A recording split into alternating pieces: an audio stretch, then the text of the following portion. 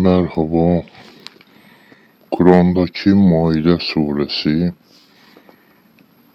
yaşamda olan maddenin madde şeklinde algılanan her şeyin üç cihetinden, üç boyutundan anlaşılmasını insanlara bildirir. Dışsal, içsel ve ruhsal boyutundan madde şeklinde algılanan her şeyin neler olduğunu bilmeniz gerekir. Dışsal algıda insanlar her şeyin suretini görürler. Yani beden kılıfını görürler. Suratı görürler, gözü, kaşı, burnu, ağaçların kabuğunu, yaprağını, taşı, toprağı, hayvan bedenlerini. Bir de bunun içsel tarafı var. İçsel de onun organlarıdır. Onun dahili sistemidir, hücre sistemidir, organlarıdır, damarlarıdır. Bir de ruhsal ciheti var ki onun bilincidir. Yani görmesi, eşitmesi, duyması, duyguları, ses çıkarması, kelimeler yazması ve söylemesi sistemidir.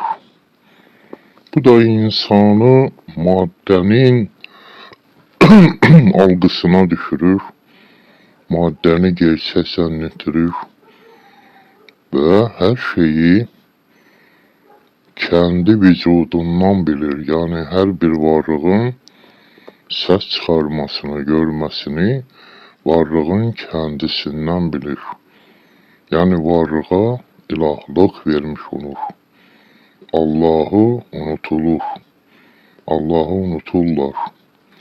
Elə bilirlər ki, varlıq kendisi o sesi çıkarır. Kendisi o hareket edir. Kendisi o bedeni bulmuştur. Bu da Maide suresinde Samiri'nin altından buzoy yapması ve o buzoyun bağırması, böyürmesi, ses çıkarması, maddenin içsel sesinin, yani ruhsal boyutunun, bilinçsel boyutunun içini anlatır ki, ister yapay zeka olsun, robot olsun, herhangi bir teknoloji olsun, insan olsun, eşya olsun, onun çıkardığı ses Allah'tandır. Yani varlığın kendisine ait değil. Varlığın, hiçbir varlığın kendisinde ilahlık yoktur. Yaratma gücü, kudreti yoktur. Bunu böyle bilmelisiniz.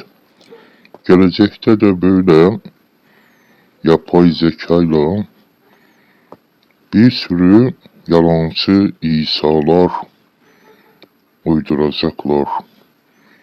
Benim yaptığım bu video kimi bu uygulanan yapay zeka ve robotik görüntü kimi böyle anlatıcı uygulamalar olacaktır.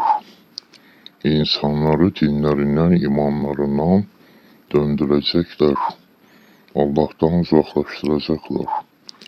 Yani bilinmeli ki her şey Allah'ın ilmindendir. İster yanlış yolda olsun, ister doğru yolda olsun, madde diye bir şey yoktur. Her şey Allah'ın isim ve sıfatlarının tecellisidir.